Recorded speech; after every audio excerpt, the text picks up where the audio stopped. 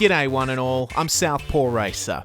This is you know what, I'm gonna forego the usual intro this time, cause I think you're all aware, if years were qualifying laps, 2020 has spun at every corner, ignored the chicanes, and flipped off the marshals. So, for now, why not take a step back from the chaos, find an escape road and park it, just for a little bit? Why don't we take a trip back into history to 2009 and 2010, a simpler time, allegedly. These videos weren't even a twinkle in my eye, and for sim racers, one of the biggest points of contention was rFactor Central becoming Sim Raceway, except it didn't. Anyone in the comments remember that? God, it was a mess. Outside the sim sphere at this time, the World Touring Car Championship returned international racing to the African continent at the Marrakesh Street Circuit in Morocco.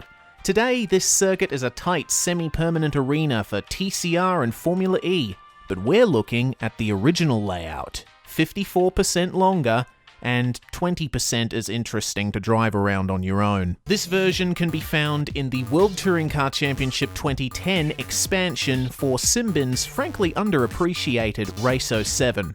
Okay then, track selection screen, nice. Let's choose a car... Wait, go back. Something seems off. Oh, the track map and the selection screen is mirrored. And the turns aren't even labelled right. Why does turn 13 come before turn 10? Why? How did this happen? And how has it stayed like that for 10 years? But I can understand how it may have happened that way, even knowing the track. When I first looked at this menu item all those years ago, it took me a while to realise it was flipped. But after driving it, it only took me a couple of seconds to realise that it didn't matter, because mirrored or not, this track is shaped like its very nature when driving alone, the pen with which you write your own committal letter to the asylum. And it's on that note that we'll actually start the lap, in none other than the Seat Leon, the only race car in history that I think would work as a plushie. Into turn 1 then, bear to the right and brake hard. Mislead yourself into carrying too much speed past the apex, then realise you gotta slow down more for 2? Just brake, then forget your car's front wheel drive and understeer out into the exit wall. Nice! Now that the first turns are out of the way, contemplate the concrete canyon that carries on into the distance. This track was known for its long straights that resulted in Monza-like slipstream battles in the real world.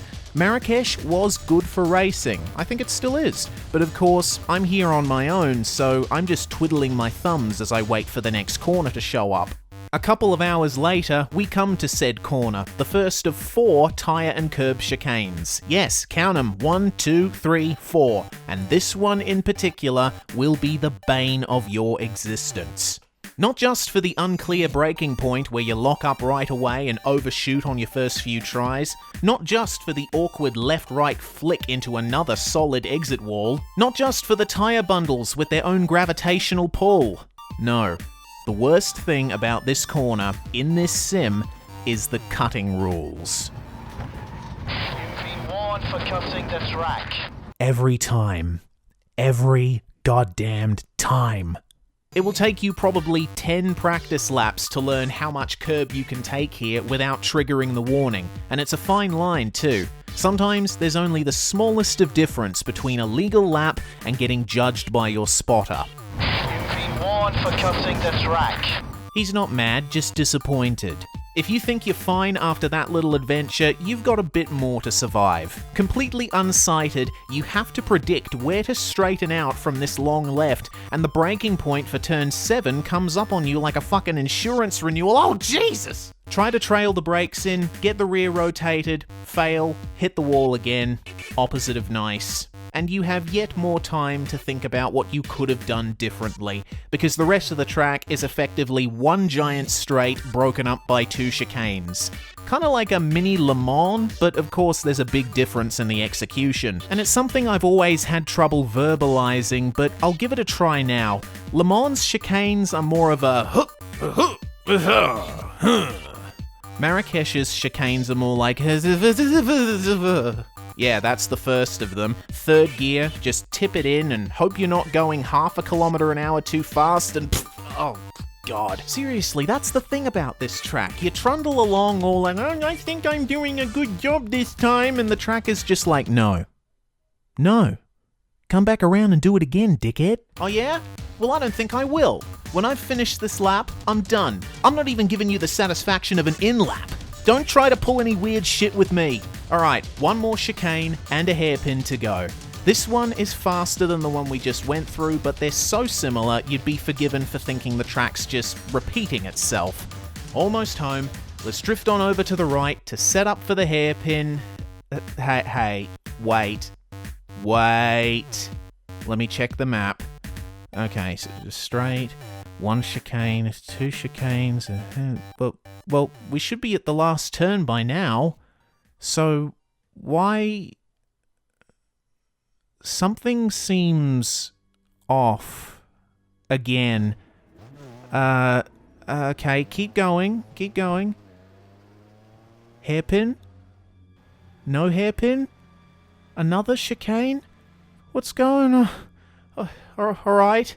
Navigate the fourth of the 2 back straight chicanes. Look around. Feel your fight or flight response kicking in as an interdimensional breach opens in front of you. Hi everyone, SouthPawRacer here, the internet's slackest racetrack nerd, and it's time for a review of the new Herman Tilke track, Hanoi, Vietnam.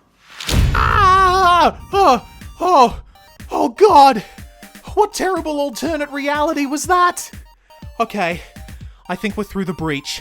One more corner to go, hopefully. There's the pit entry. There's the marker board. Brake. Harder. Harder. Into a hairpin I never thought I'd be so glad to see. Turn in too late. Try to straighten up the exit. Let's get on the throttle too hard and spin the wheels out of the final corner to cross the line and end this madness. Whoa. What happened to my car? What happened to the track? This is the current layout. The breach transported us to the present day. Oh, Jesus Christ. Okay. I'm gonna figure this out and get back to you. I guess you'll find out where I'm at in the next Super Serious track guide. When that's coming out, I don't bloody know. I can't keep promises, but if you subscribe and hit the bell, you'll get notified when I crawl out of my cave next. Hey guys? Hey! I'm looking for a hell portal. Have you seen any about?